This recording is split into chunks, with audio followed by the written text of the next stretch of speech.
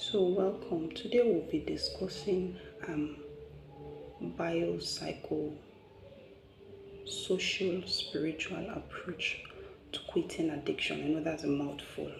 Biologically, what can you do? Physically, to quit addiction. Psychologically, what can you do to your mind to quit addiction? Socially, what are the things you can do by way of association, relationships, interactions that you can do to quit addiction? Spiritually, what can you do spiritually to quit addiction? That's what I mean. The truth is, addiction would affect all three parts of the human being. It will break down the body, it will mess up the psyche. Of course, it will break down your cycle of influence, your relationships, families, and things like that. And he exiles you or separates you from God. That's the simplest way I can put it. So addiction is a force that will destroy everything in its path. It will destroy the person's health. Teeth have gone. For someone who takes a lot of alcohol, liver is on the brink of failure. For someone who smokes a lot, risk of lung cancer and every other kind of cancer you can think about. So it will destroy their health, destroy their psyche. Thought patterns are messed up. Ability to weather the normal and the everyday storms of life, they lack that. Then on the other spectrum of it, you have psychosis. That's a complete disintegration of the mental health, if I can use that word. Or you then have suicidality.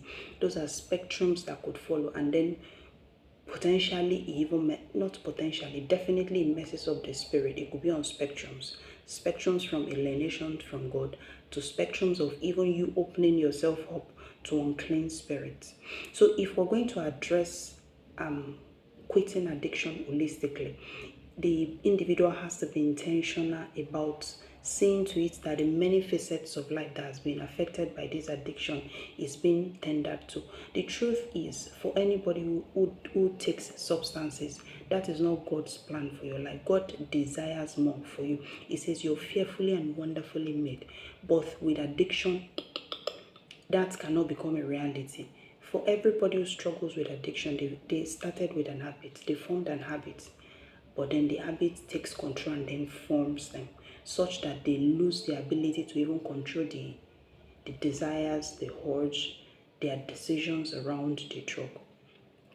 So addiction could be substances or behavioral.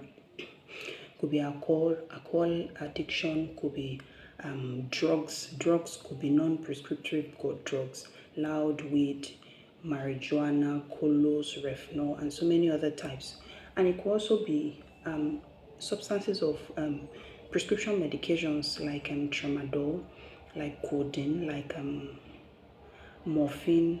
Methamphetamine is not a prescription drug, but those are also some non-prescriptive drugs that people who abuse. And it could be behavioral. Sex-related addiction is fairly common. Pornography addiction is extremely common. Extremely. Matter of fact, for every 4 persons you know, statistics says about 1. But my own strong opinion is that it's more than 1. So for every 4 persons you know, it may be 2. It used to be 1 in 4. Why? Because of the explosion of social media and the fact that everybody has an access to a gadget now, and the fact that you can be doing things alone and nobody knows. Now, sex-related addiction are quite secretive, especially pornography. The shame around it, the stigma around it. So you may find that you're the only one there, but persons who smoke, they have a clique of smoking buddies. Persons who would have sex-related addiction is oftentimes consensual. It's not one person doing it. So, but whatever it is, an addiction is an addiction. It's just the means of outlet. It's the one that is different. Now, everybody who has a problem with an addiction is an attempt to self-soothe some form of pain, some form of wound. So it could be anger, it could be pain, it could be bitterness, it could be sadness, it could be shame. All of them are always negative emotions. Now, emotions in themselves are not wrong. It is the ability to cope with it that these individuals have lost or have never developed, and to which they turn to substances. That's the problem. So till forever, we would have situations that will bring negative emotions. The question is, how would you cope with them? Would you keep running away from them? Because in essence, if you're not coping, you're just masking it. Will you keep running away from your emotions, or would you face it head on and see what it is you can do? All right, so another thing is that an addiction is you using a substance to replace God. Let me break it down. When your heart is broken, who do you go to? God. When you're scared, who do you go to? God. When you're really, really pissed and you don't want to do something wrong, who do you go to? God. That is the ideal. But then someone who takes substances is stressed. Rather than the knees hitting the ground or just some other better healthy coping mechanism, they turn to puff a smoke. They are worried about finances, they turn to puff a smoke. They had an hungry or a stressful day at work, or just something that provoked a negative emotion, they turn to puff a smoke or take a bottle. The truth is, those substances or behavior of abuse, of addiction, do not, in the real sense of it, take care of the negative emotion or the pain or the wounds. And now some of these wounds are also deep-seated, from years and decades of trauma. For persons who had adverse childhood experiences, in my own word, crappy childhood, parental separation, parental divorce, watching your parent fight, domestic violence, having a relation or a first-degree relation with a mental health disorder, having a first-degree relation, go to prison, lack of basic amenities in the house. People who grew up in stark poverty. Those are psychotraumas that are seeded very early on in childhood. Now, if someone is not intentional about digging and exploring that, they may find that they grow into adults who cannot cope with life. And not being able to cope with life, they then get those substance and behavior of addiction as band-aid to place on those wounds, or in this case, psychological wound, not in the hand anyway. Wounds in the heart, they place it there. But those band-aids don't take care of the wound. It doesn't take care of them. Rather, those wounds will fester over time. Then the individual is not even dealing with life on a day-to-day basis. It's like sweeping issues under the carpet. So coping mechanism, non-existence.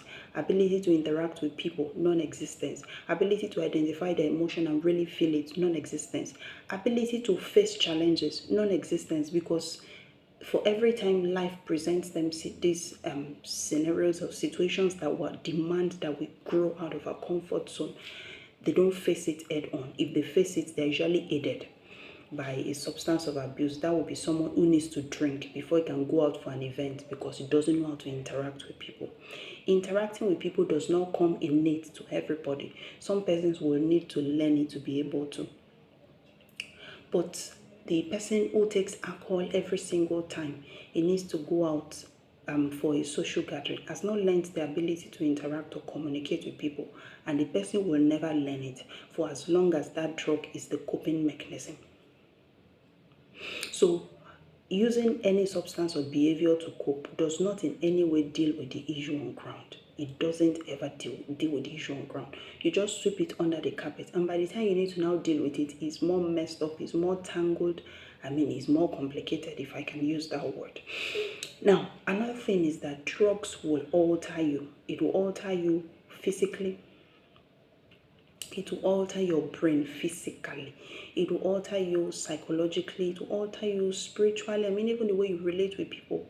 You may find that over time, that the bulk of the people around you are your smoking buddies. You don't have a sober, proactive, futuristic individual in your circle because you don't have a common ground. The addiction eventually takes almost 24 hours of your day. Your waking moment, you're thinking about it. If you manage to go to work, you are just waiting to get out and be able to puff a smoke or go catch a babe or go drink a bottle. And if it's school you're able to go to, your whole thought is revolving around that. So how would you have a common ground with someone whose destiny is going places? So it alters you.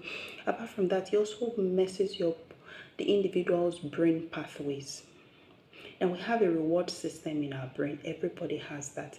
Is innate, is planted by God for us to be able to continue to do rewarding activities. Rewarding activities are things like I eat, the taste of the food gets to my taste bud and all my other senses. Oh, it's good, it's wonderful. My body notes that action and says, now we have to repeat this. And also because it's essential for survival, so we want to repeat that. Now, sex is also one of those things on such reward pathways because it's necessary for continuation of the human race. Fleeing from danger, it's not exactly on the reward pathway, but a need to be safe is something that is on the reward pathway, and so many other things. Now, for persons who take substances, eventually all these natural activities, achieving a goal, academic success, professional success, financial success, things that just make you feel good, those are reward pathways. You want to do more of them, you want to do more of them because it's latched onto your brain and it's being controlled by the higher organs. So persons with substance abuse, over time, the substances or the behavior replace the natural agents that should stimulate or activate the reward pathway. What do I mean? Over time, the individual that smokes would not be able to eat until they smoke, and may not even have any motivation or desire to achieve anything with their life. The entirety of their desire is we smoke this, because of course when they take it they really feel good. Our bodies are wired to repeat activities that feel good. Eventually every other valuable activity is thrown out of the window. A married woman or a married man is no longer interested in conversing with the spouse because they now find a means of outlet elsewhere. The student is no longer interested in being serious with the academics because the desire to excel academically takes more intentionality and takes a bit of more hard work than puffing a smoke to feel good. I mean, if the smoke makes you feel so good, how good can academic success make you feel? So eventually, the valuable things in life are thrown out of the window in favor of the behavior or substance abuse. Then more than that, the neurotransmitters that would control a number of things in our body, especially dopamine. Dopamine is a major neurotransmitter in the reward pathway. When you hear neurotransmitter, just picture brain chemicals that will signal your body to know that, oh, we just did something wonderful. Do it again, do it again, do it again. So now, over time, the substances of abuse messes up this dopamine pathway. When it destroys the neurons are like the keyhole, and the neurotransmitters, which is brain chemicals, are like the key. So it destroys the keyhole and just leaves a few there naturally for you, different from what others will have had. If a non-smoking person has like 200, for instance, someone who has addiction over time, it becomes depleted to like 50 or even 20 or even less than that. What does that mean? It gets depleted because the level of high that comes from substances and behavior of addiction is way out of what the body is biologically programmed to experience. So the brain gets confused and is like, no, we can't be this high all the time. Let's denature some receptors, some keyholes, so that if all the keys come, which are the flood of dopamine that comes from this substance and behaviors of addiction, they cannot latch on to so many keyholes. So at least we don't get overwhelmed all the time. So now the individual who abuses substance eventually also develops tolerance. They took a puff before to feel high. Now they take a whole blunt, they don't feel high. And now they need to take 5 blunts. So they develop tolerance. Tolerance, you need more blunts. You are wearing out your neurotransmitters, which are the keys. You're wearing out your keyholes, which are the receptors. And then you are also now increasing toxicity. Because whatever it is you take, if a bottle would cause 2% toxicity, by the time you go to 10 bottles, we're talking 20% toxicity. And then there's the cumulative effect of the ones you've been taking for years and years that your body is not done excreting. So it's a vicious cycle, it's a rat race that ultimately ends in destruction. There's no two ways around it. Addiction would always lead to something knocking. like an engine knocking. That's the simplest way I can explain it. So if you look at addiction again, it's like a car. So the accelerator is the desire to do, or the substance and the behavior you do. Your brake is the self-control. Addiction also messes up the prefrontal cortex. The prefrontal cortex is said to be the seat of executive functioning. Making rational decision, being able to delay gratification. If there's a piece of cake in the fridge and I say I'm not eating it till 6 p.m., it's my prefrontal cortex that would help me say, no, you're not eating it till 6, and we will be able to delay that gratification. Now, the person who has substance abuse cannot delay any gratification. Once there's that craving, they have to go. Or that behavior, once there's that urge, whatever it is, they have to go. Watch the porn, open the internet site, or call the consult who will come, or go seeking the consult, as the case may be. So now picture a car with only accelerator and no brake. That is the picture of the state of an average addict. Now, if you run such a car like that, two things will happen. Engine will knock, or there will be a catastrophic accident. 100%. 100%. Now, when such catastrophic accident or engine knocks happens, what are the things you will see? Psychosis. That's when the person begins to act irrationally, and then insanity that was not genetic in the family now begins to play out. You could have schizophrenia. You could have suicidality. When they get too overwhelmed with their inability to quit, or the hopelessness that surrounds such a state, some people just give up and jump out of the window. Then there will be problems with the physical health. That one is a given. Liver failure is particularly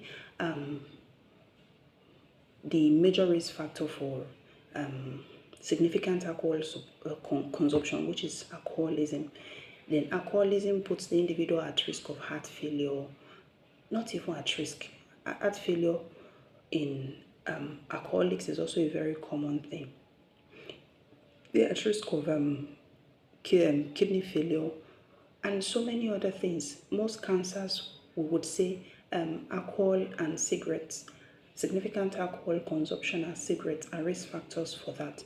For persons who smoke anything smoke, the soot builds up in the lungs, puts the individual at risk of chronic obstructive pulmonary disease, put the individual at risk of lung cancer, put the individual at risk of perennial chest infections, and so many other issues. And then if you even do puff pass, you don't know the hepatitis B that is hanging around, and then you pass it and you pick something, hepatitis B, herpes, and so many other things that you can pick from sharing puffs with someone. And somebody who has sex-related addiction, of course, you know that one now.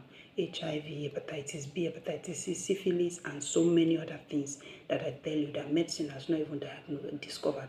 You talk of herpes, there are so many other issues. Chlamydia is different from the few ones you know. The list is endless for sexually related addiction. Now, for pornography addiction, we may say there may be not much physical problems with it, but a physical problem is erectile dysfunction. Erectile dysfunction because the stimulation you get from the pornography, there is no human being who can give that. And then you find that a married man is messed up, not able to perform. Not because the wife is not good, but because the stimulation that those pimps put up on those sites, there is no human that will be equal to that, will be able to pull all of those stunts. So that individual is just setting their sexual life maritally for a mess. A mess and whatever it is that you can call it. Then over time, some accidents and some catastrophe that you can expect from addiction is, of course, financial bankruptcy. That one is sure. Substances cost money. Except you're doing something else to maintain it, but there will be only a few valid, legit, godly things you can do to maintain addiction, because really it just doesn't make sense. If you're a businessman, eventually your business runs out, maintaining the addiction Of course, you can be sure there will be issues with the family. Families will fall apart. If it's a child who is still under the parent's roof, there is fighting all the time, there's shouting all the time. If it's a married individual, you can be sure that home will not be at rest. And then what happens to the children that grow up in such a setting where dad is an alcoholic or the mother takes tramadol? I mean, you just have sequelae and generations of dysfunctionality precipitated by one disease, addiction, or by one trouble, addiction. So more than anything, education problem, job problems, you can't keep puffing something and be effective at work. It's just not possible. If you say it makes you more effective, that's a lie. That's a lie, because statistically science has done research to compare those who took something, who took any substance that is assumed to increase stimulation, those who did not take anything, and then they subjected them to test, and you found that those who took something, their IQ or their ability to focus and concentrate and do good job was really in the lower rank than those who went with clear head and a sharp focus. So whatever rationalization people give themselves to say that drugs work, it doesn't help you in any way. Okay, having established that, so we'll now go to some ways we can begin to quit. I just wanted to lay those initial foundation to let you know that addiction in any way does not have one single benefit. It's a force, it's a strong force, but with intentionality and ability to bring all the arsenals on board, you can build it, you can beat it. Okay, so way forward, what would you do practically to begin to quit addiction? So biologically, we'll begin with biologically. First thing is intention is key. It's not, let me try it whether it works. It's like, it's do or die. And really, what do you have to lose if you commit to quitting? Maybe there's nothing to lose. It is if you continue in addiction that you have everything, everything to lose. So intention is key, and with that should come a doggedness that says, this one, it is do or die. Okay, will it be easy? Oh no, it wouldn't. It will be difficult. It will probably be the single most or the first most important thing you will do. I chose my word intentionally. You've been doing a lot of things in life, and I believe they're important, but this one is you being intentional about seeing that you break a force, you build patterns, and you insist or ensure that you don't carry it forward to another generation. Chances are, if you abuse substances, you may have seen a parent who did that. So you picked it, you picked such a pattern, like a legacy handed down the line, consciously or unconsciously. Now, do you want to hand it to another person? Of course not. So biologically, what do we do? Simple things. Addiction messes up the body. Simple things like drinking water. Be honest. When was the last time you took a bottle of water and finished it? Especially for somebody who takes alcohol. It's just one bottle after the other. And for persons who smoke substances, their water may eventually become soft drink, such that just simple common sense things that should enable us to take care of ourselves, we are not doing them. So committing to drinking water 3 liters per day. It sounds simple, but put it on the checklist and see to it that you do it. You're drinking water, you're not taking soft drinks. You are just trying to prioritize your health and nourish it as best as you can. Now, if you are a manual worker, you're a construction worker, you are a site engineer who goes about doing a lot of leg work and a lot of footwork and a lot of physical exertion, up your water intake to go to like 4 liters, go to like 5 liters. Just drink as much as you can. Why you have to up your water intake is that you're sweating, so you're also losing a lot of fluid. But for the average regular office kind of person, moderate exercise who is not sweating throughout the day, 3 liters should be good. Put it on a checklist or put it on an habit tracker and see to it that you get it done. Another thing is that you want to eat healthy foods with lots of fruits and vegetables. The truth is, the average individual who suffers from addiction eats randomly anyway. They could have puffed 2 blunts in the morning and then they remember by 2 p.m. they've not had a meal and strolls to the next eatery to buy something. And sometimes it's late in the evening, buy a garam bread from one under the tree there, and then you're good. Well, you have eaten, but you've not nourished your body. If I take 2 bottles of Coke, I have got calories, but I've not got nourishment. And the lifestyle of addiction throws all your schedule out of the window, such that you're not even prioritizing yourself. You're just doing things just to feel good or to feel high. It's not goodness, I will call that state. To feel high, to escape from the current sensation that doesn't feel good. Okay, so now if you're going to be eating healthy, be intentional about cooking your meal. If that's another routine or schedule you build into your life, it's a worthy one for anybody who wants to live long, even if it's not somebody quitting addiction. Make your meals yourself. Let it be fruits and vegetables. Now, if you live in Nigeria where I live, that would be a challenge in some places. So what I usually tell clients and patients is, if you take 3 meals a day, make one meal, a whole meal, make it fruits and vegetables, and don't stop till you're full. So if you take breakfast, your lunch could be fruits and vegetables. You will not stop till you're full. If you can finish a whole pineapple, assuming you're not a diabetic individual, if you can finish a whole pineapple, finish it. And if it's 2, finish it. If it's 6 apples, supposing you don't have peptic ulcer, finish it. Just, you will know you've eaten fruit till you're full. That way you're getting your body a lot of antioxidants. You're giving it healthy calories, if I can use that word. Now, for someone who is just quitting, the truth is that your appetite may be non-existent in the first 3 days. So my advice usually will be drink lots of freshly made juice. You want to aim for about 3 to 5 liters. So instead of drinking water, just be drinking juice. That way, freshly made, freshly pressed in the house.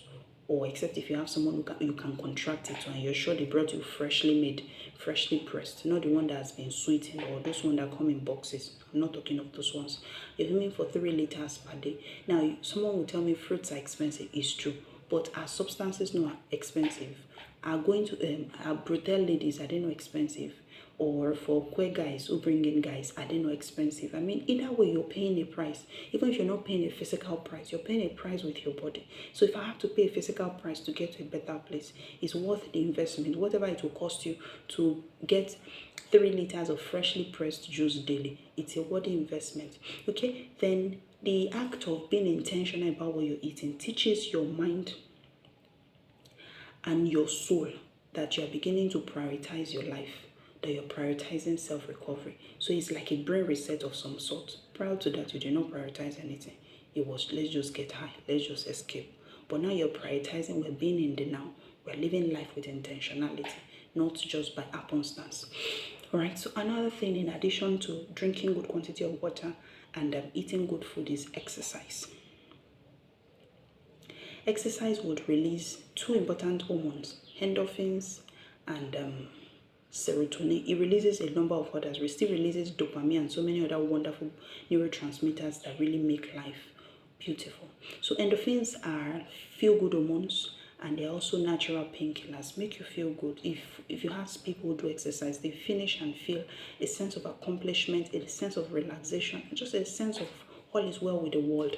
Now, and serotonin is a mood stabilizer of some sort. It also enhances sleep. Serotonin, matter of fact, is a component of a drug we give for anxiety and depression, fluoxetine. So, but our body naturally produces serotonin. Exercise is one way of getting your body to produce serotonin. So exercise, what are some things you want to consider? If you have a treadmill, you may want to run on a treadmill.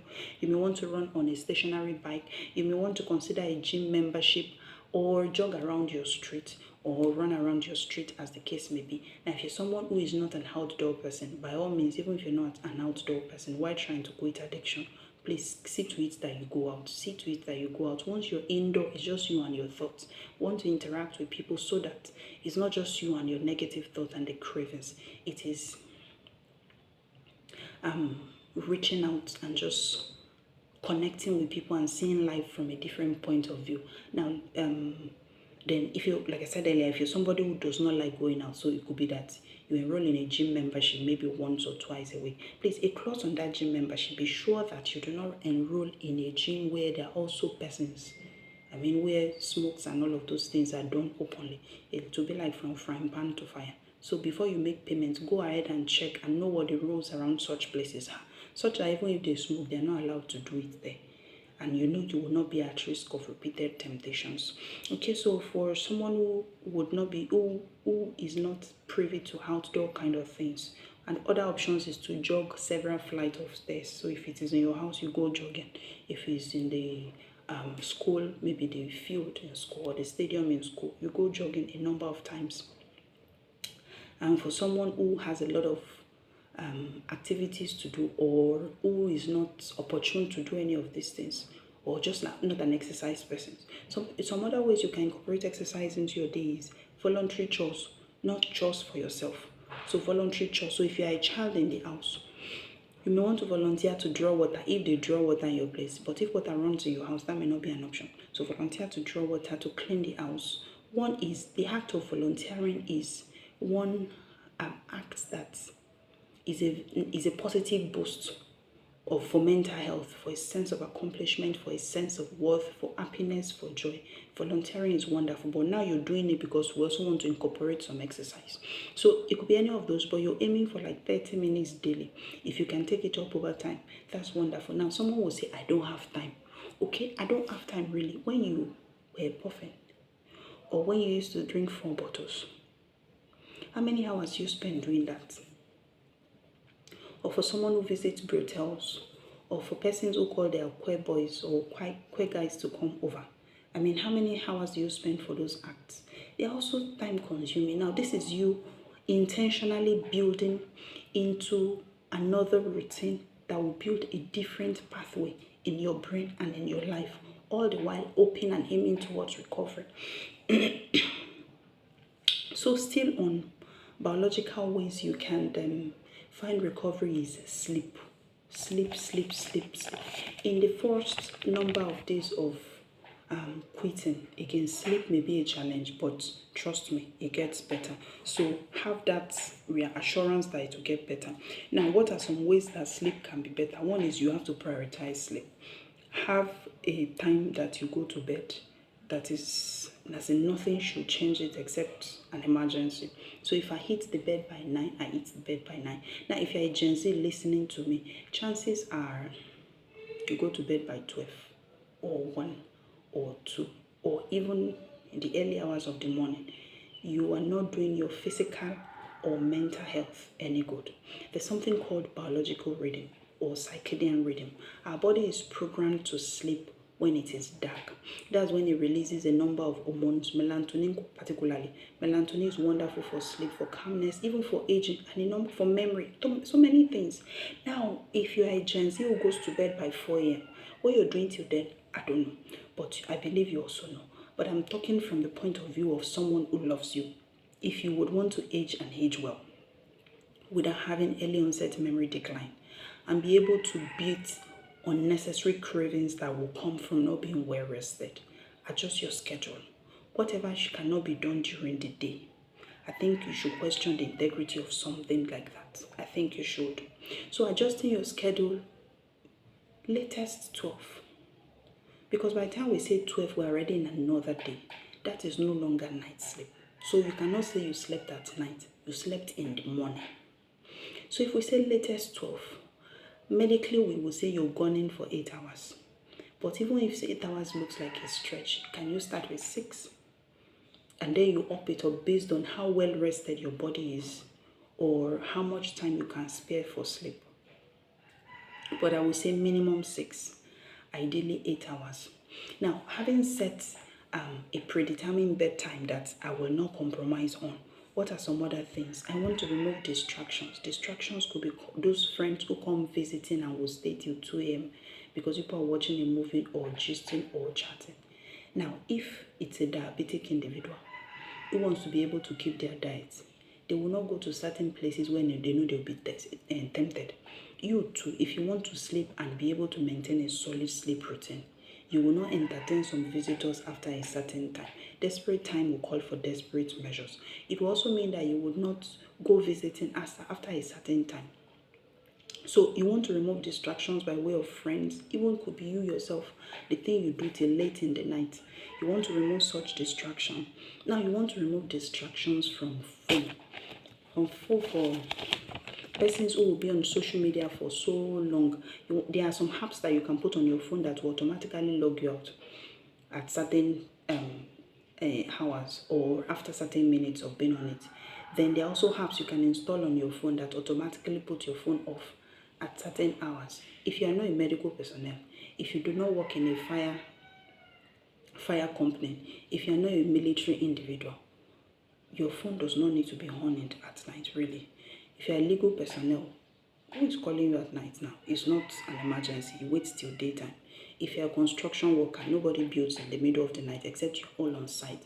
So the truth that we have to put the phone on at night for emergency call, matter of fact, is not so founded. It's just because this generation, we are so wound up on gadgets that eventually we've lost, or the line between important and unimportant has been blurred. So if you have to put off your phone so you can have a sound sleep and not distract yourself, it's a worthy investment. Trust me, you'll be all right the next day. Now, still importantly about distraction, especially for those who are struggling with pornography and sex-related addiction. Now, this perhaps would have been discussed under psychological, but I made my notes under biological, so I would go ahead and address it.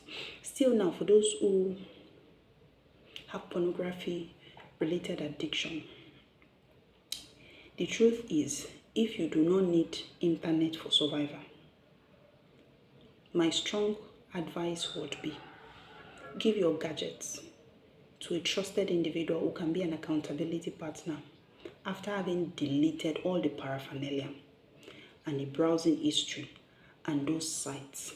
Give it to such an individual for safekeeping for 30 days. What do I mean by this? The truth is, the phone is your phone now. You're probably an adult or a late teenager. Nobody is watching you. It's between you and your conscience. Now, the phone is in your hand, and then the urges or the cravings come in the middle of the night by 2 a.m. Who is going to stop you? Let's be realistic. So you find that it's a vicious cycle, and then you do it by 2 a.m. You wake up by 6 a.m. with a lot of shame and guilt. Why did I do this again? And then you start to question if you're really strong enough to be able to quit this addiction.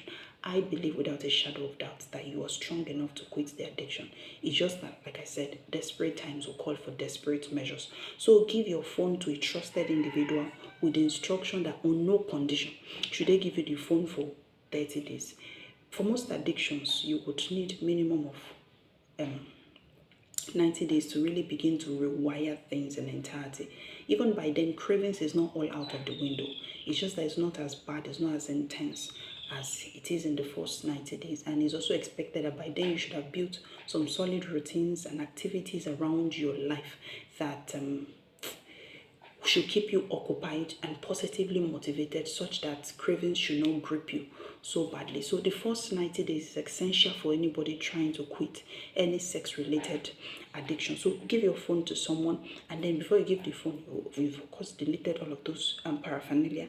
And then there are some apps like NoFap app, NoFap. You can go check them. You will make payment for them. It comes at a subscription rate. What it does is it automatically blocks those sites from coming up on your phone. You cannot browse those sites. Those sites cannot come up as adverts for you, because for persons who have pornography addiction, one of their own struggles is that those porns, since you have dropped your email with them, they will be coming up as adverts for you, even when you do not want to see them. So it will make your attempt at recovery a very big struggle, if not impossible. So install any of those apps. NoFap is wonderful. NoFap. It comes at a cost. Make payment. It's a worthy investment again. I mean, the price you've paid for those years of pain, shame, helplessness, not being able to move forward, just revolving around in circles, versus any amount you have to make for the next 1 year or forever, as the case may be, of that subscription, I think is worth it. Okay, now if you have a smart TV in your house, this is still for persons with pornography and sex-related addiction. Many times it goes hand in glove for many people. Well, there are those who are just purely addicted to porn, and are not having sex with a human being and just masturbating and those other kind of things. But this applies to both pornography and sex-related. When I come to someone who is sex-related alone, I would still talk about that. So now, if you have a smart TV at home,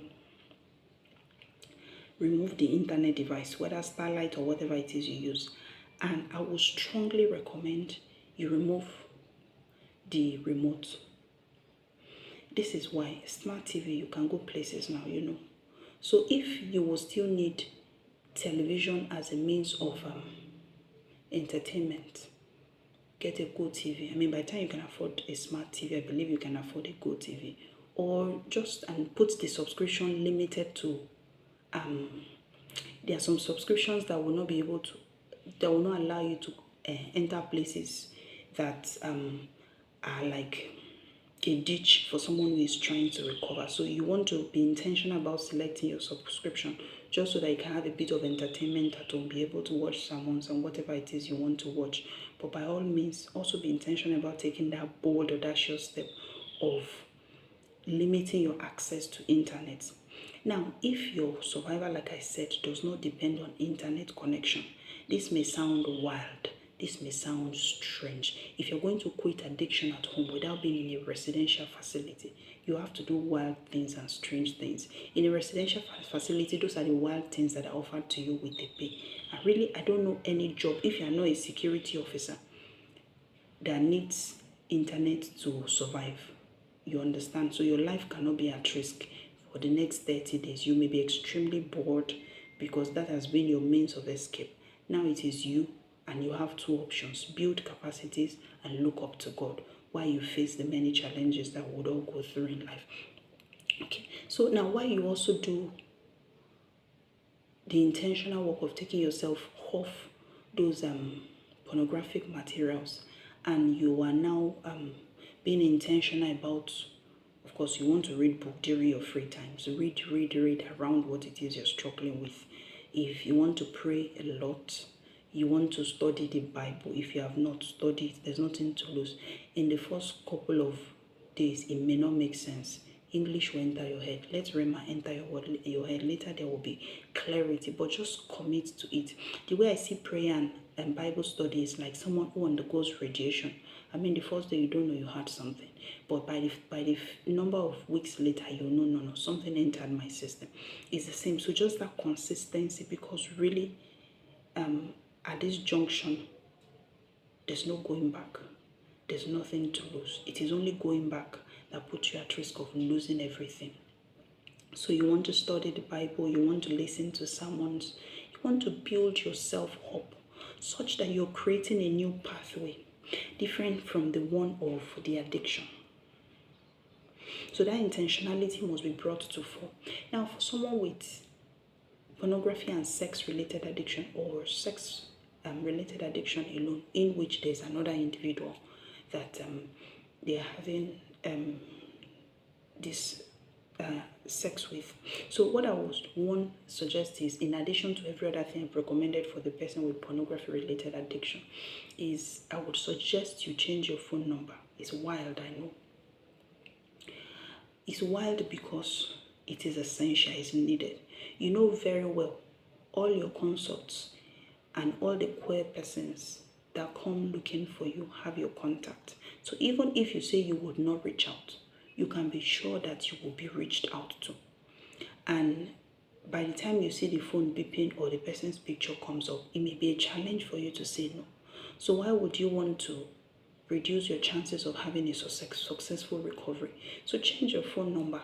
It just means you're going to notify important persons, your parents, your siblings. If you have a boss, your boss. And then if you have a fiancé or fiancé, your fiancé. And then every other person is important anyway, but I'm just saying on the ladder of importance for somebody who is trying to recover, especially from something as serious as sex-related addiction, you have to really pick just a handful. Discard that SIM, put a new SIM inside, so at least you know you are incommunicado with such persons. Okay, now you may also want to seriously consider taking a break from your environment for a minimum of a month. What do I mean? Even if you change your phone number, do they know your address? Do they know where you live? Have they been coming home to see you? If they've been coming, I mean, the phone number doesn't do much. It's only a matter of time before there's a knock on the door, and you're torn between opening the door, entertaining them in the living room, and saying, please be going. Before you know, the story is another thing entirely. So if you have to change your location for for a month, it's not a bad idea. And by the time you're coming back, let there be a lock on your door. If your tenure is almost expiring in the current accommodation, change location. Rent a new place that is in a different location. You're not running from it, but really addiction is a fire that is worth running away from anyway. But you're running because your defenses will still be down the initial couple of months. Let's face it, until you begin to build yourself and you allow God to also build you up adequately. So use those periods to invest in your ability to be able to quit and say no with a strong face. Okay, so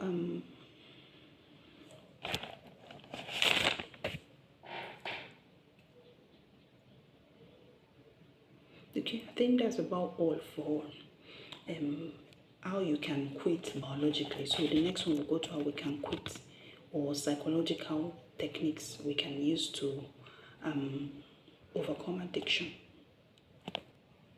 So your psyche is the seat of your mind, your will, and your emotions, your mind, your intellect, and things like that. So what do you do psychologically? One is read about addiction. The truth is you have to understand the nuances of what it is you're trying to overcome. I have 2 books particularly on addiction. If you scroll down on my page, you will find them. One is Addiction Compacts, that breaks down the medical jargons and explains addiction in simple terms that anybody who can read English can understand, such that the whole length and breadth of it, you have a thorough understanding of it and nothing is catching you unawares. Then there's another one, UNSHACKLED, is a devotional for addiction recovery. The devotional alone is not what you need. It has to be in addition to all the other things I'm explaining here. So those are books you can start with. There are so many other books online. I would drop a link in the post here for how you can get the book. I would also drop a DM, a number that you can send a message to if you want the hard copy of the book. Now, there are books, so many other books online. Now, for specific addictions, there are books that are tailored specifically to them. For someone who is gay and struggles with queer-related sex addictions. For somebody who is gay, they understand that term. If you don't understand, you can go Google it.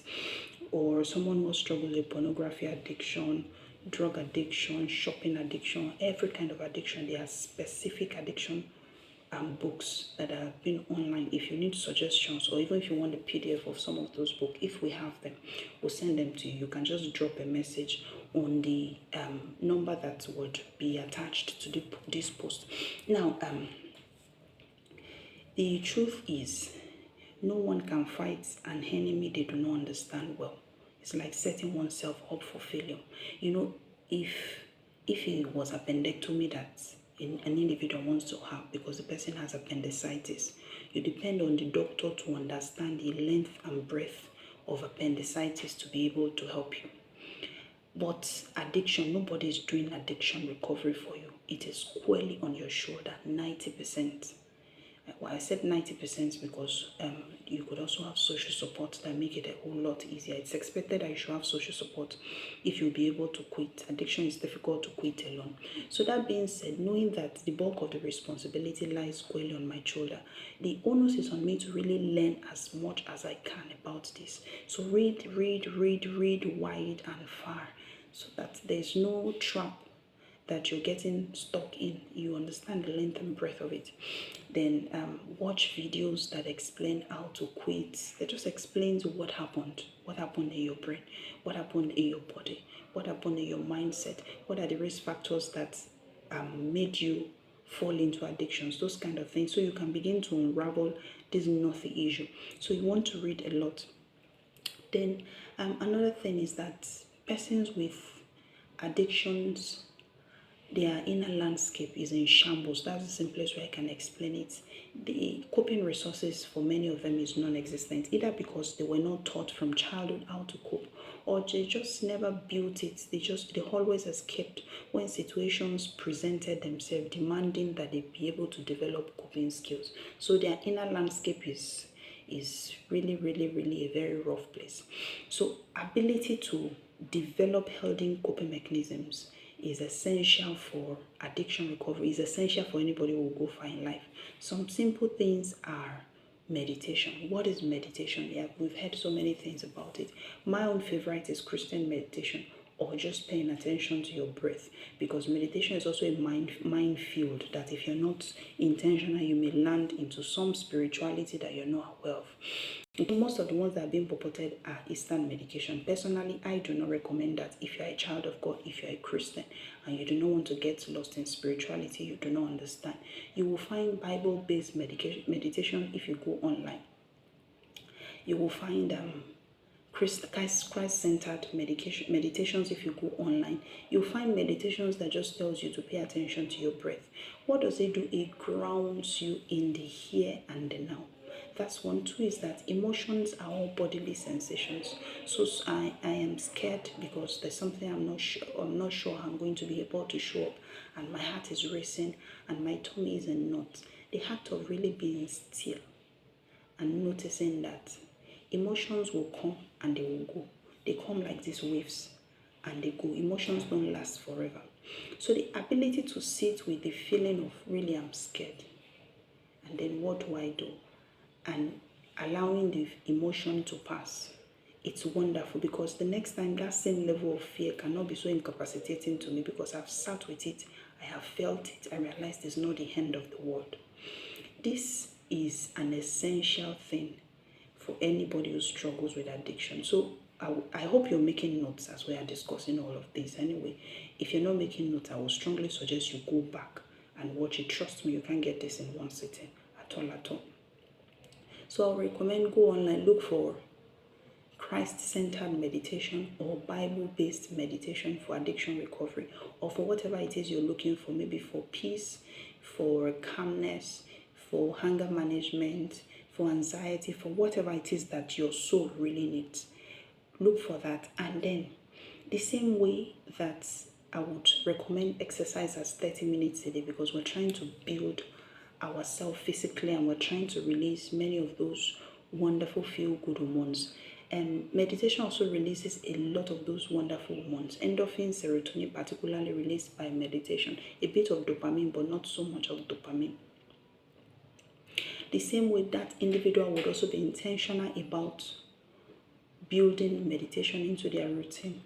If you find that is a challenge for you to sit still, because most persons really who have addictions of any sort find it difficult to sit still. You may want to start with 5 minutes. Your whole body will be itching. Everything in you will itch.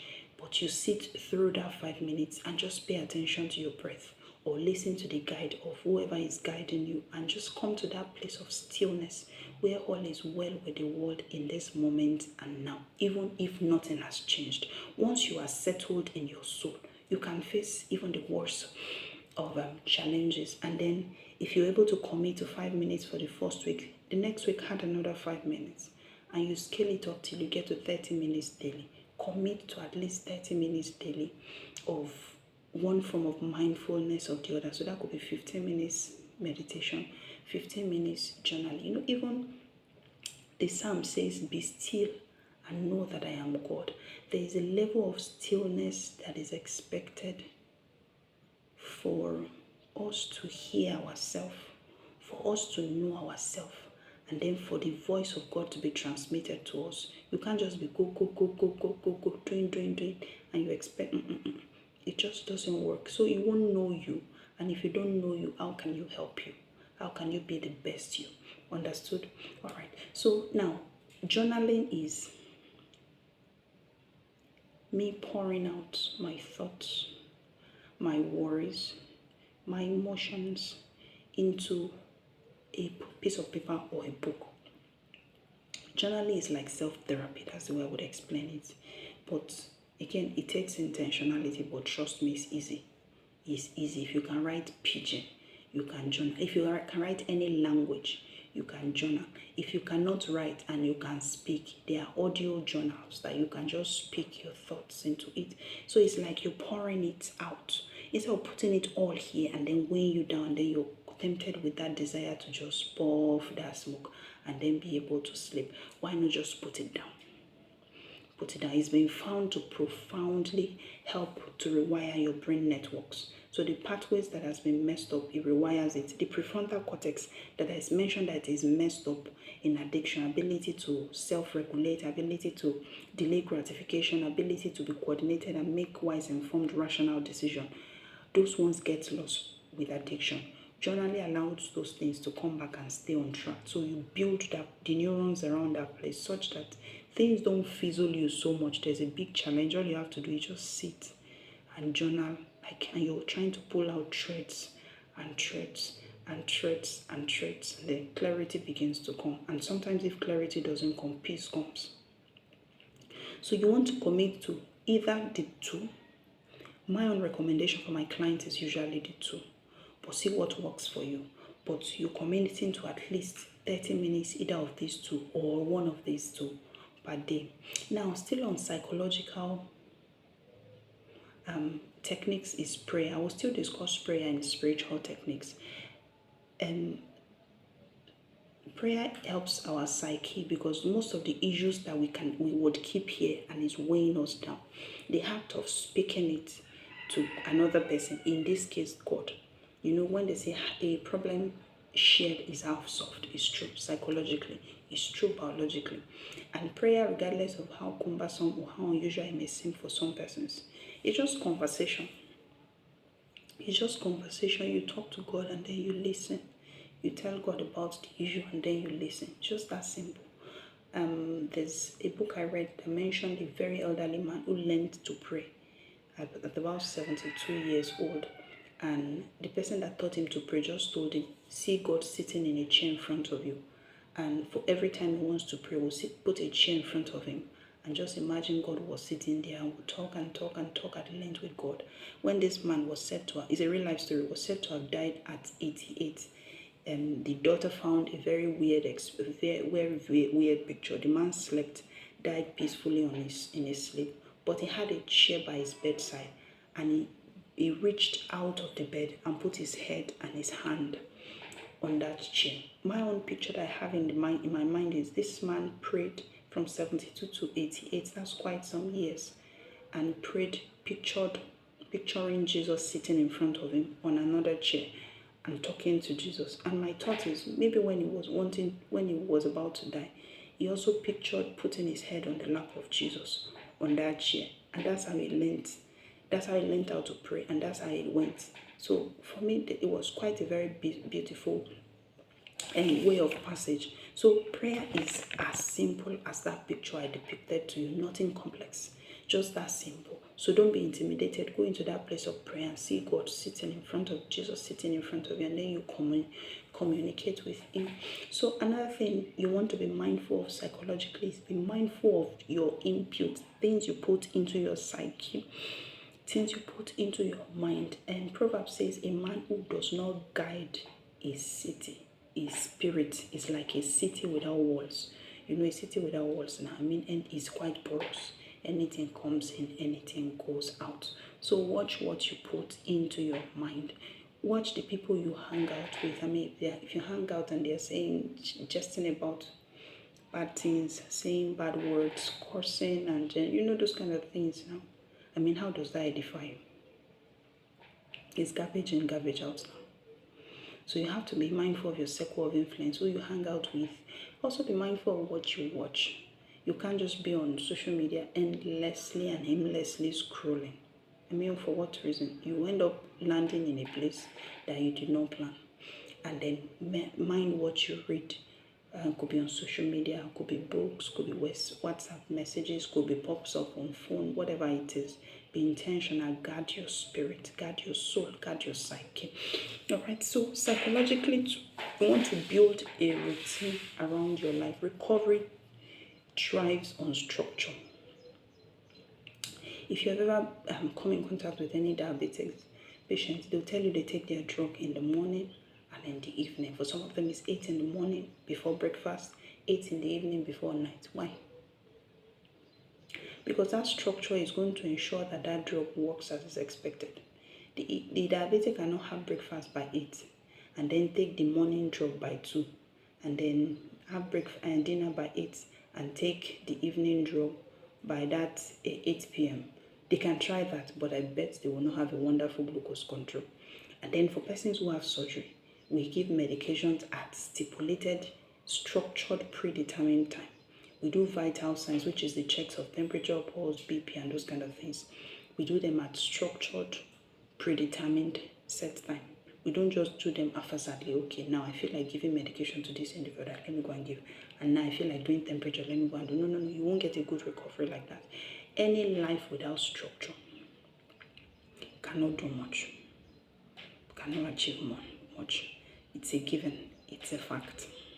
Routine is essential for you inside recovery and beyond recovery. Routine allows you to eliminate idleness as much as possible because every hour is planned. For persons who go to residential rehab, that's how they plan their life. Now you can plan it yourself if you're not in a rehab, because the structure again, still, we're talking about building brain pathways. You're also building brain pathways such that after a while it locks in your mind. 10 o'clock, this is what we do. So the cravings come, there's something that has been locked in for 10 o'clock that the cravings has to really check out because something else is more important. So you want to fix predetermined time for bedtime and for wake up. The earlier you can wake up, the better. Remember what I said about circadian rhythm. Your body secretes melatonin and those relaxing hormones in the night when it's dark. So if you're waking up by 10 a.m., you mess up that cycle. If you wake up by 10 a.m., chances are you went to sleep by 2 or by 4. And we said we do not want to sleep late. Are you with me? So you want to adjust your wake up time. In fact, if you find that you sleep late, set the wake up time for 6 a.m.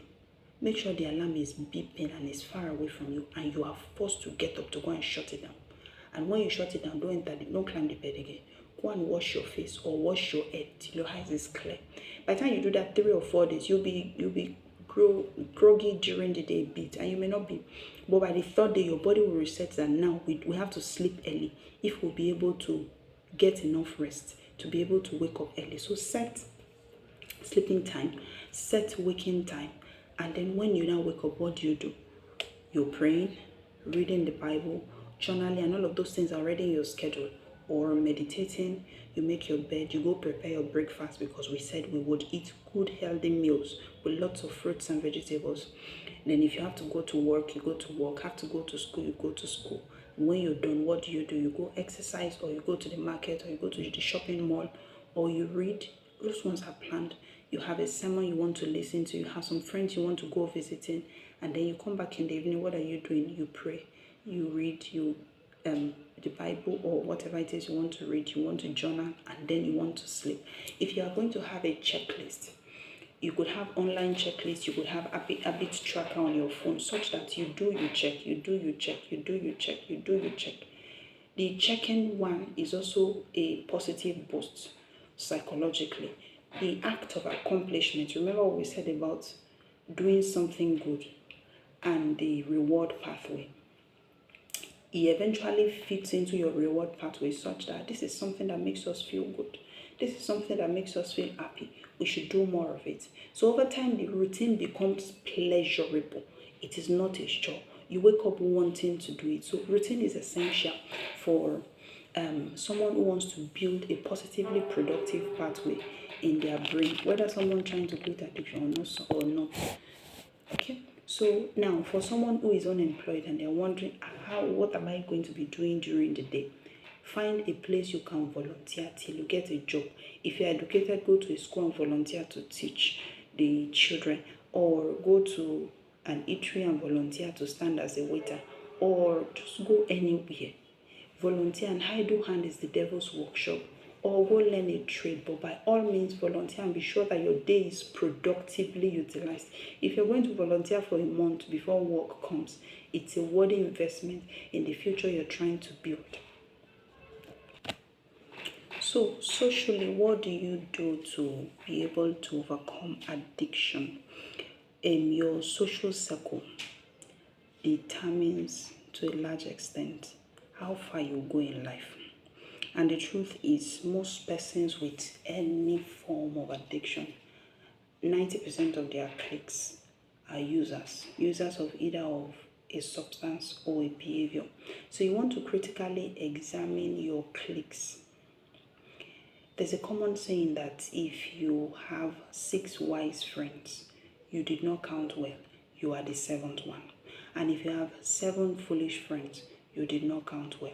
With all due respect, you are the 7th one. What do I mean by this? If I am a doctor and I want to really get better at my craft, would I go and start hanging out with construction engineer on a daily basis? I mean, how does that help me become a better doctor? But if I'm planning to switch roles and become a construction engineer, of course I will hang out with them.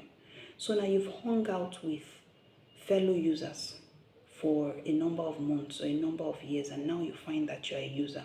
Do you want to stay a user? No. If you don't want to stay a user, you have to look for wholesome persons to click with. Now, not because your friends are bad, let's establish that, but because you're headed somewhere else, and it is the hope that they would also head along with you. But recovering many times, if you're not quitting in a rehab or you are not in a group support, is a solitary journey. Even in a group support, the bulk of the journey is still yours. You just come to groups to get solidarity and just a mutual connection of somebody who understands the journey. Okay, now, like I said, your friends are not bad. You are just headed somewhere else. It also means that if the situation permits, if they keep calling you, you may want to say, I can't hang out with you guys again. Why? I'm trying to quit. I'm trying to quit. It may shock them. You may be persecuted and get some funny remarks. Would you rather have a wonderful remark and keep hanging out and your life goes down the drain? Or you get a negative remark that will even make them say, this guy, we can't hang out with him again. The negative remark that will even make them leave you in anger. Which one do you prefer? So you have to be honest that because you're trying to quit, you can't hang out with them. And for somebody with sexually related addiction, of course, by now you've changed your phone number. You are not in the environment, or you have changed your lock, or you have frankly changed location, as the case may be. So you have to critically examine your cliques. If you want to quit, you can't keep hanging out with users. It doesn't work. Your sobriety would not last before you yield into temptation again. So you then ask me, where do I find friends? If you are in school, all your classmates cannot be smokers. All your course mates cannot be smokers. If you are a young man, I believe there are young men who are also sane, who are not smoking.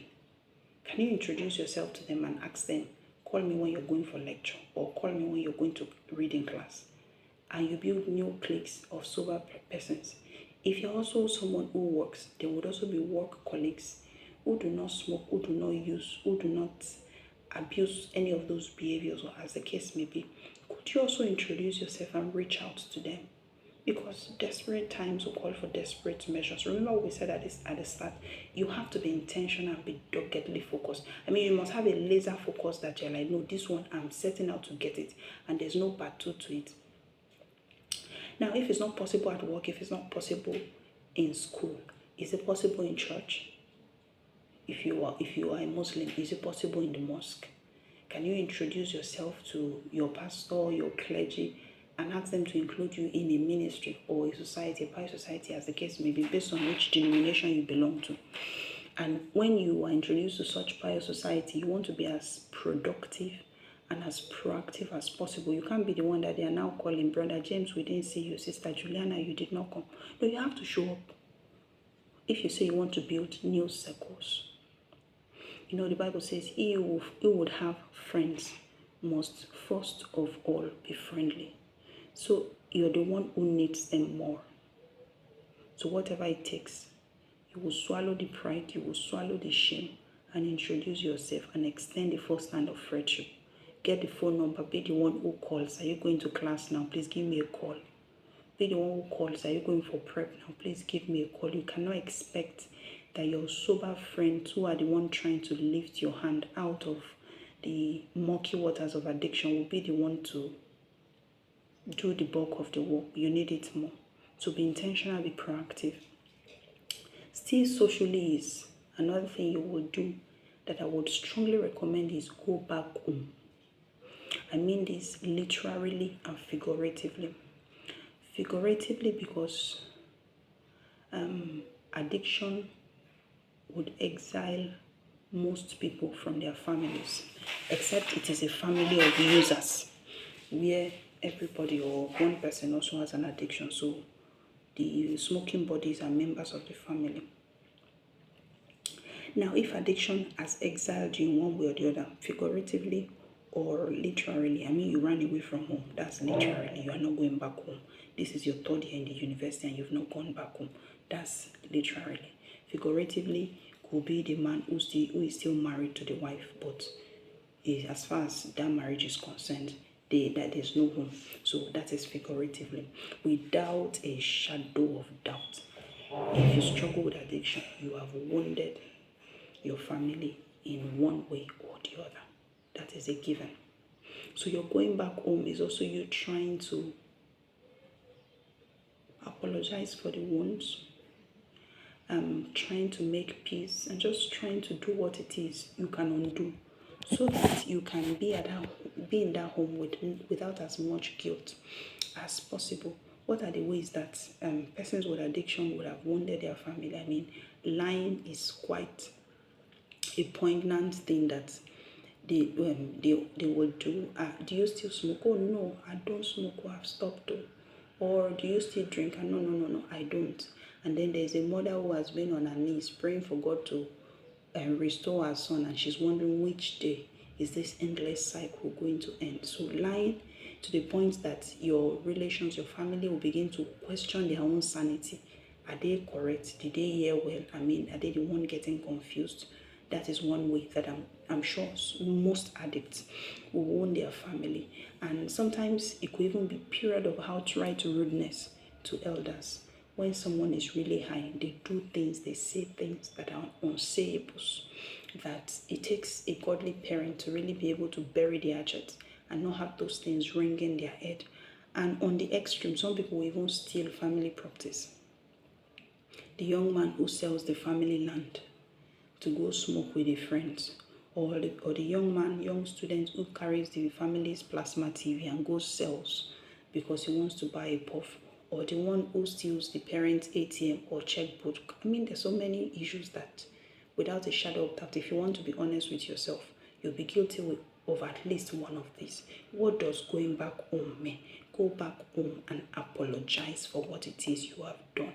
The Bible says we cannot be in sin and ask that there be more mercy or more grace. You have to at least go back and ask for mercy, ask for forgiveness, apologize for your own part.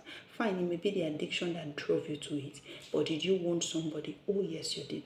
It's like somebody say, I couldn't see, that's why I stepped on you, and then your leg got bruised and it's bleeding, and the person says it's not my fault, it's because I couldn't see. That's not the point. We recognize the fact that you couldn't see, but now my leg is bleeding, I deserve at least an apology. So we recognize the fact that yes, it was the addiction that pushed you to those extremes and did those things.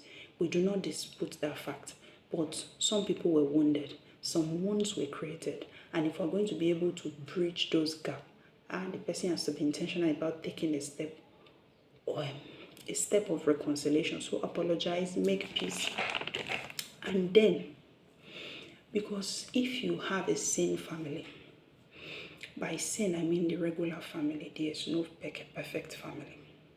Regular family who are trying their best and really have your best intentions at heart. Ask them to check on you. Ask them to be your accountability partner while you're trying to quit. And going home could also mean that if you have exiled yourself, and if home is safe, go home weekly if it's possible. Just so that the thought or the constant reminder that you have to be home on Friday means I must be sober throughout the week. I must be sober throughout the week. So you just want to be very intentional. Okay? While you ask them to also be your accountability partner, there's something we do particularly in the hospital called toxicology screening that checks for substances in the urine. So for most persons who smoke substances for up to 3 weeks, even 3 weeks ago, if you come back later, we'll still test you positive for most of those substances. Accountability partner that I would usually recommend, that I so love for persons to give to their relation, is I want to quit. So every 2 weeks, take me to a hospital and have me tested for drugs. Once you know that there's a biologic way they will check you whether you are clean or you are still having substances, it puts you on your toes and you know, I don't want to disappoint my family. I have to really be up for it. Then it gives them a valid means of saying, yeah, our son is clean, and every clean result makes every parent, every sibling extremely happy. Makes you even happy and proud of yourself. So that's another way you can tell them to check on you and be your accountability partner. Now, I put a clause that if the home is safe, the truth is some homes are toxic. If it was the toxicity that led the individual to addiction, I sympathize. But the truth is the toxicity is not continuing now. Your life is in your own hands. You cannot blame where you are today, even though that was what precipitated it. If it was the trauma, the abuse, the whatever it is you went through that precipitated the addiction, I am sorry it happened. But do you want to hand over that baton to the next generation? If you don't want to, you have to be intentional about dealing with the pains of the past and then forging ahead. Now, for families that are toxic, those will be families where there's constant conflict. Parents are always fighting, the father is punching the mother, and blood is flowing, and vicious domestic violence, parents abusing their children, that you are flogged, reasonably flogged. I will not call that an abuse, so please let's understand that. But that you are flogged and your body was cut by cane, your skin, your back was iron with pressing iron, your parents cut you with blade and put pepper on your body, those are abuses. But you misbehaved and you were given a cane, you were given cane on your hand, on your bum bum. Bible says, spare the rod and spoil the child. I'm not a proponent of don't raise children with discipline. Even the Bible says, he that the father loves, he chastises. So please, because this generation, we get it very mixed up that way. Sometimes everything is now an abuse. So the abuse I'm talking about are physical punishments that lead to injuries, and sexual abuse. It's just a number of such that this home is not safe. If you go into exile, self-exile, just so that you don't need to visit such home, I'm not saying go back home. I sympathize with your situation. And the Bible says God sets the solitary in families. So while you are interceding for God to intervene in your family, could you start looking for another family? The truth is, if you put eyes to the ground, well, I'm using an African English, there will be families in your church. By the time you see the interaction between the husband and the wife and the children, you can almost say, okay, these people look like they are getting it. The truth is they cannot fake it all the time. Children don't know how to fake it. You will see the children depicting the evils that is happening in their house. But you see a family that seems to be put together. If that means you are introducing yourself as a young man to the father of that family, sir, this and this and this happened in my family of origin. Could you mentor me? I'm not saying go and live in their house. It could be, could I come every once a while? Once a while, it's you that will come. They won't be the one to invite you. If you want to be mentored, you take the action. It's not your mentor that will be the one inviting the mentee. It's not like that. Anointing flows from the head to the foot. It's not the other way. So you take the proactive action of reaching out and seeing what a wholesome family looks like, and then getting a fatherly advice or a motherly advice, as the case may be. I would say prayerfully do this. Be guided by your spiritual director, which will be your clergy, your pastor, as the case may be. Don't just jump into that conclusion. Have an eyesight of an elderly person who, by reason of years, is able to pick out sane families and insane families, and then see how you can attach. The truth is, people who are genuinely good, if they find that this person is really reaching out with the intention of being a better person, over time they may invite you into their house for the weekend. So you will not be like a child without a route. So for the worst case scenarios, sometimes that may be necessary. Now, for persons who will now say their house is toxic because of those mild perennial issues of the parents complaining because they want you to be in a better shape, that is not a toxic home. Please use that word with discretion. That is just called discipline. So in such situation, go home. Let them complain so that the complaint will make you want to say, Kai, I need to change. Will push you in the right direction. All right. So the final one is, what can you do spiritually to begin to quit, to be able to quit addiction? There are two Bible verses that I would anchor this discussion on. There's a verse of the Bible that says, in him we live and move and have our being. Another one says, in you is the fount of life, and in your light we see light.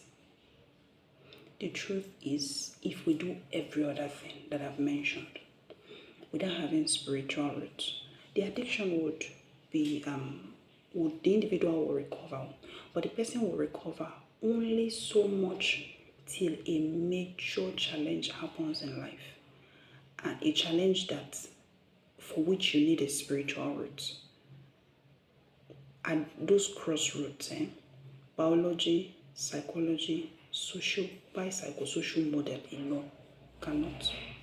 That's one. Two is that some addictions have spiritual underpinnings. Sex-related addictions have spiritual underpinnings. And if there are spiritual underpinnings to some kind of addictions, and then you just do biopsychosocial models alone, the individual would only get so far.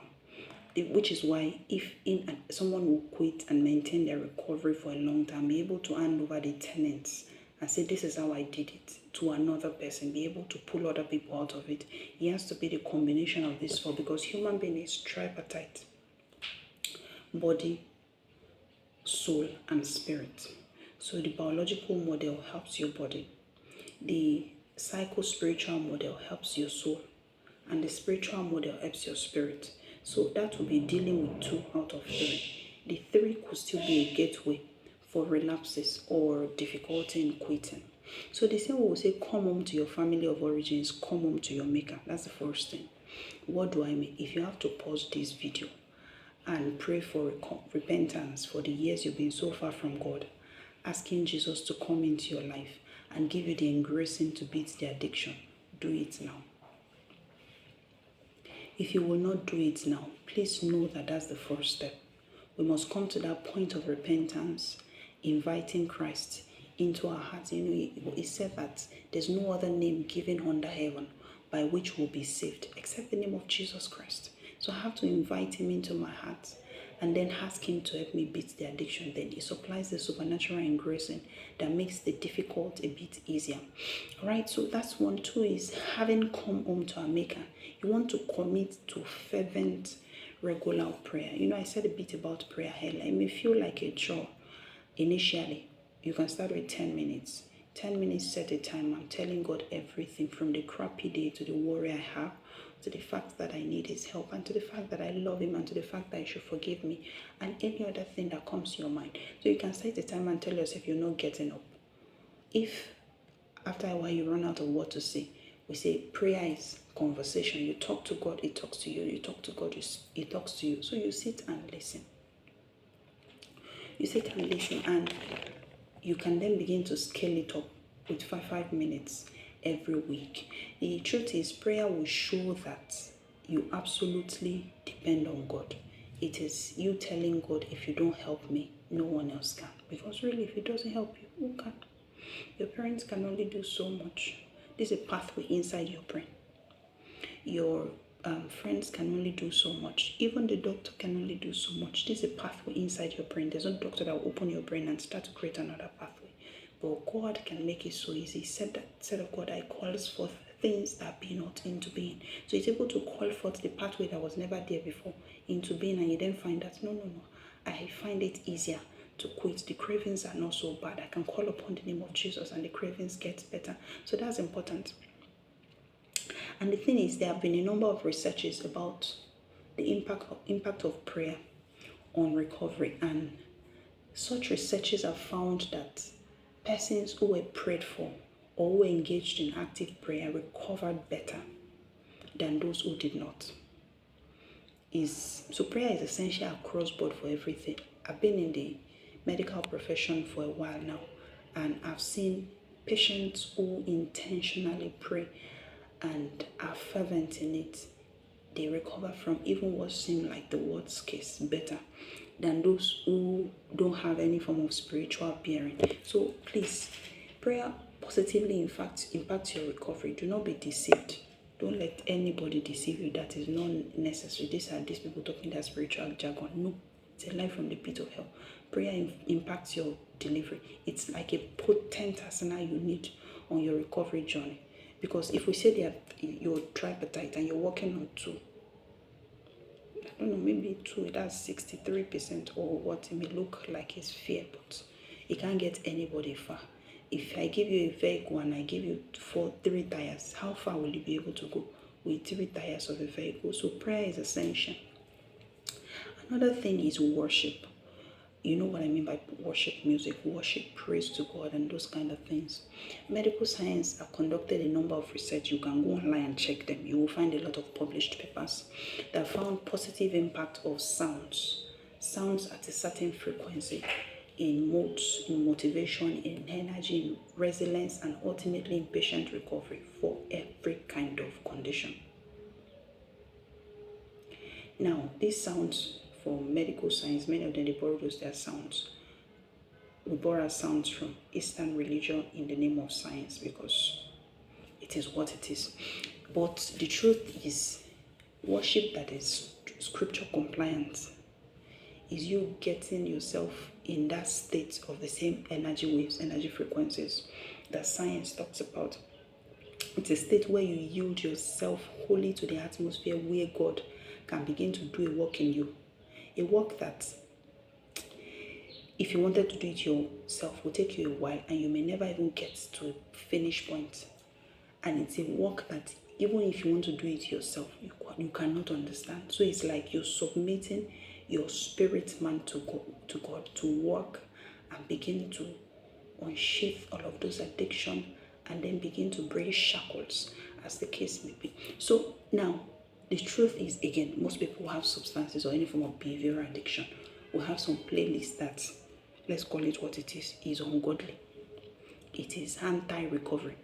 I mean, if you have a song like Onkolos on your playlist and you want to quit Kolos, how now? How now? It's not possible. So it means you're also going to be intentional about searching through your playlist and anything that is anti-recovery and anti your spirituality. Delete. It will pay you a bit, especially if you're somebody who loves music. But by the time you put new ones inside, I tell you, you will be happier that you did. So you'll find awesome worship music. There's so many of them that we're blessed with. GUC is a Nigerian artist, Casting Crown, Hillsong, Elevation Worship, Maverick City, and so many other ones. So you want to search the one that suits you best, and then by all means invest in this worship. You worship while you're cooking, while you're washing, while you're bathing, while you're driving to work, while you're preparing to sleep, as the case may be. Just saturate your atmosphere with that energy frequency, as we'll say in scientific term, with that energy frequency, but as we'll say in spiritual term, with that spiritual wavelength and spiritual frequency that gives room. It's almost like a ladder in the spirit. You know, if you remember that Jacob story when he slept, when he was running to Laban's house and he saw the ladder in the spirit, angel ascending and descending. So worship music, spirit compliant worship music could be such ladder that leads you to your recovery. Okay, so another spiritual activity you want to incorporate is fasting. Fasting is a form of death to self, and death to self is essential in addiction. Addiction is a state of loss of control. Remember what we said about the brake and the accelerator, where brake is broken and it's just accelerator that is going go. So it's a state of loss of control where the drug now runs the individual's life. Fasting is you yielding this lost control to God, and it's not like God it's out of my hand. I can't control it. Take the wheels and help me drive this car so that it does not capsize. And with all the activities you've put in and your complete surrender to God, God becomes the brake to the accelerator you've been running. In fact, he also becomes the person who presses the accelerator, is the driver, and now you are in the back seat. That's where I see fasting. That's one. Another thing is that we are wired, like I said earlier when I was discussing the reward pathway, we are wired to repeat activities that are rewarding. Food is one of such. In fact, food is the primary one of such, followed by activities that will ensure continuation of the lineage, which is sexual activities, activities that would ensure continual motivation and desire to live day to day. That's success of any kind of, any positive success, academically, maritally, financially, professionally, as the case may be. Now, for persons with addiction, every other valid activity that should prime this reward pathway has been placed down on the rung of the ladder, and it's those substances that are up. So when the person says, I want to fast, it is you carrying the entirety of this reward pathway and say, Lord, reset it. When you're fasting, your flesh, which is the seat of cravings and ungodly desires, is being subdued to your spirit, which is now under the influence of God. So you take this reward pathway that has been messed up by years of use of either a behavior or a substance, and you give it to God, asking him to fix it. He fixes it, and then your reward pathway is primed and preset by God, such that it is him, his will, a desire to please him, that is the utmost reward on the ladder for you, not even food. I mean, by the time God comes as the utmost on the ladder, where would drug have a place? You understand? So, and then of course, in the place of fasting, you're able to pray, interact with God more, asking him to give you a heart that wants to please him. How do you incorporate fasting? I would say start with 1 day a week. 1 day a week, you can scale it up after 2 weeks or after 1 month. Fasting should be a lifelong habit, I must say. Not even for somebody who is quitting. So if you find that in 3 months, every craving has disappeared, don't drop all these resources that we have been discussing. These are resources that will be arsenals you could use forever and ever. We should all use it forever and ever if we're going to go anywhere significant. Even if it's somebody who is not abusing substances, if you want to go places in life, these are all arsenals that we must put in place. So you commit to 1 day a week, and then you scale it up maybe to 2 days a week, as much as you feel you can. Now, importantly, fasting is abstinence from and devotion to. What do I mean? That I just abstain from food and I am not praying more. That's just a hunger strike. It should be that I am abstaining from something and I am now using that time I spent in abstinence, the time I would have spent cooking and sitting to eat, the time I would have spent grocery shopping, the time I would have spent washing the dishes, and now spend that time in devotion to God. In devotion to God, praying a little more. In devotion to God, reading the Bible some more. In devotion to God, listening to sermon some more. So you can decide to break by 3, you can decide to break by 6, you can decide to break by 9. You can decide to do a 24 hours dry fast or just water fast. You can go as high as 72 hours based on how well you have primed your body and your spirit. But my medical advice would usually be start small and scale it up. So if 3 is what you can start with and get to 3 p.m. once a week, that's fine. If you then feel that your spirit is craving more for more, you want to just stretch capacity and enlarge your ability to be able to beat this thing and be all of who God has called you to be, then by all means stretch it and increase the length and the frequency. Okay, so now still on the spiritual resources, you want to Apostle Paul said something, say, follow them who through faith and patience having inherited the promise. The ministry of a teaching priest can significantly shorten your time in recovery. The things you would have taken 2 years to figure out. It's just like this video you're watching. If you had to take your own time to research and gather all of this information together, I tell you, you may not get it in a year, because these are not things I got in a year too. So now the ministry of a teaching priest shortens your time to recovery, because they've also done the research spiritually, psychologically, and biologically, as the case may be. But in this case, I'm talking about the scriptures, I'm talking about the word of God and the healing power that comes from it. And then they present it to you at no fee, at no charge. So you want to prayerfully seek God's direction, but begin with your own church. Listen to the sermon in church. Write notes, make jottings. And then prayerfully search. There are several godly teaching priests online. Find the ones that suit your spirit and commit to a number of sermons per week. If you want to commit to twice a week, that's something wonderful to start with. You may not want to scale it up, but by all means, see to it that you're feeding your spirit. That it's still the same thing. We are so occupied doing positive things that negative coping mechanisms do not really have opportunity to penetrate when they come on the radar. So be intentional about incorporating sermons into your daily activity. And then church. The Bible says do not neglect the gathering of believers. Minimum weekly go to church. Minimum once a week. Most churches would have midweek gatherings, Bible study, and those other kind of things. But the barest minimum, go to church. Addiction will many times throw your spirituality out of the window. Now, don't say you attend online. The problem with attending online is that pop-ups on your phone, distractions here and there. At the end of the day, you may not have attended service, so you may just have while away time. Then the act of getting up, getting ready, showing up weekly. You're also building a routine that builds a pathway. So it's important. Online sermons are wonderful. That can be an addendum to having gone to church and come back, but by all means, you must be in church.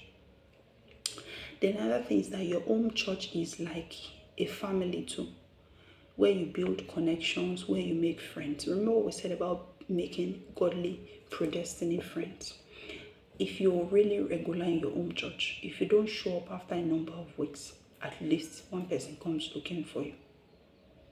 Now, if you don't have a home church, an online church, who is going to come and look for you when you don't show up?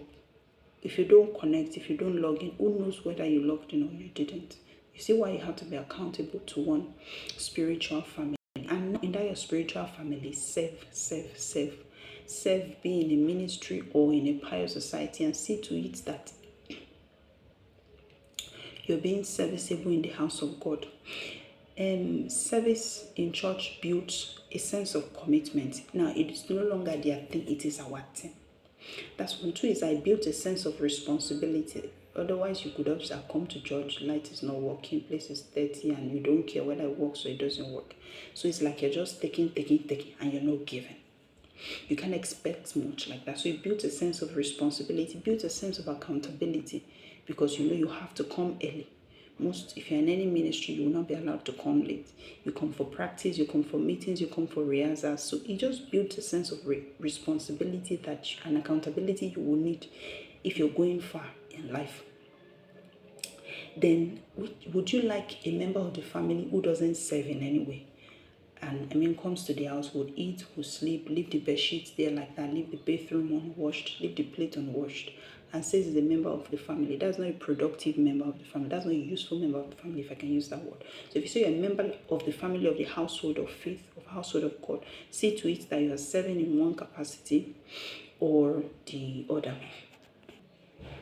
So now, finally, the Bible says today, if you hear his word, harden not your heart. So I'm hoping that if you've watched this video to this point, your one desire, one thought is you're quitting today. If you're quitting today, congratulations. It's worth celebrating. Send me a message on that number if you're quitting. But importantly, I want you to remember this and never forget this. The cravings don't stop because you have quit. But every craving comes like a wave and drops. And the more you're able to delay the craving, the shorter the cravings would be. What do I mean? Someone smokes and has a craving that, your hairs are standing on edge, you have goosebumps, you're just feeling restless, and you think that is what will calm it. Maybe that is what will calm it, but not beneficial. So in that period, can you distract yourself? Can you get up, do the dishes? Can you get up, wash plates? Can you call someone?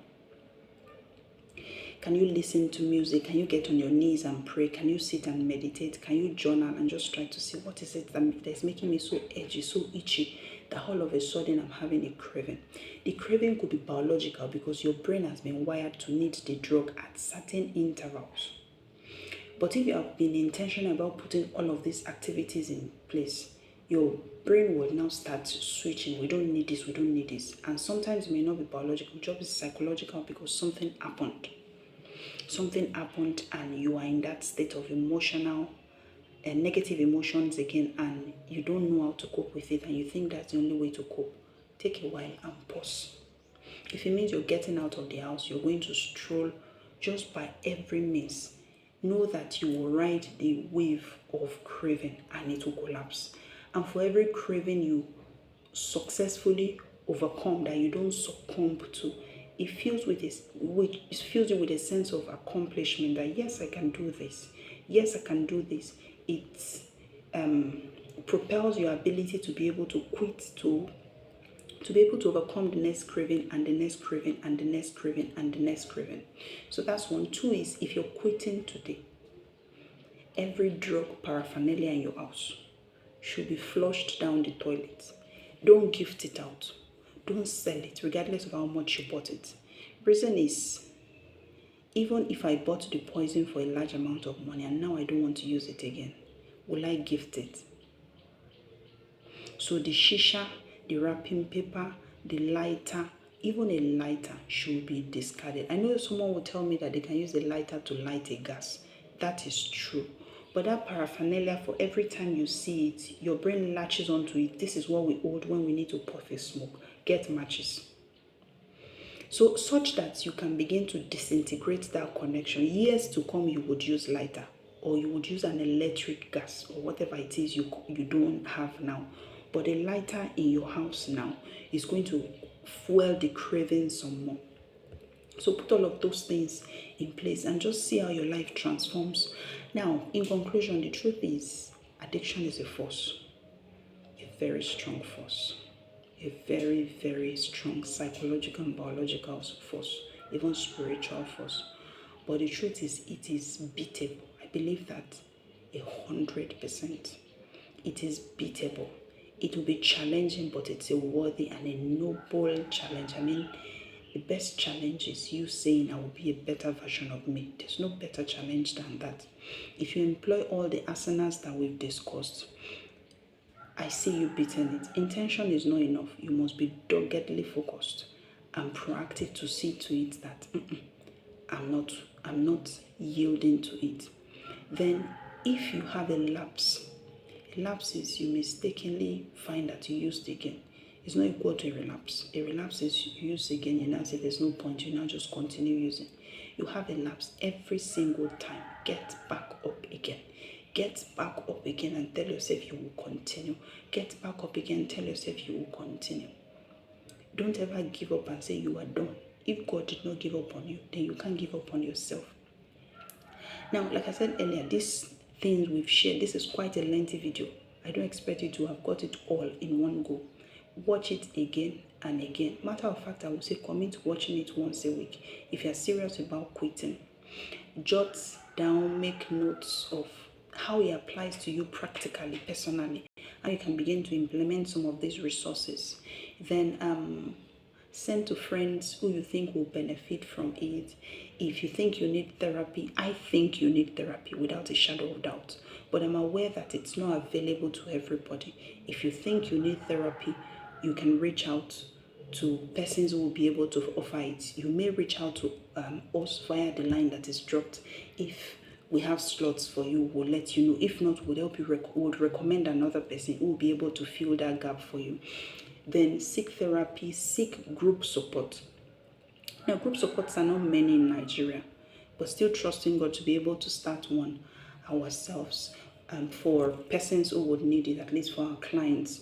But if you go online checking Narcotic Anonymous, Marijuana Anonymous, you will find some online outside the country who offer free group supports via Zoom.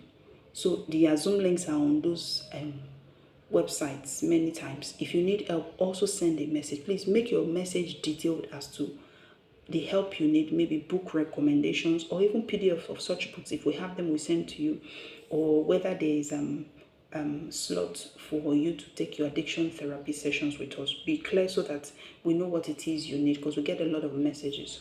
Or whether you need help in getting links for Marijuana Anonymous, Alcoholic Anonymous, Narcotic Anonymous, as the case may be. We'll get you some. They are not Nigerian based. Most of them are not Nigerian based, but they are quite helpful. And thankfully, they are free. For most of such, they are free because they are peer-led. I mean, this is someone who has weathered the storm of addiction and has come out and now is able to lead a peer or sponsor-led. So some of them will be quite beneficial to you, because the intentionality of saying I'm taking a step out of this cave is what beats it. So thank you for staying this far with me. I really wish you the best. I believe you can quit. I believe you can do it. Believe in yourself and take the first step today. Thank you very much. Bye.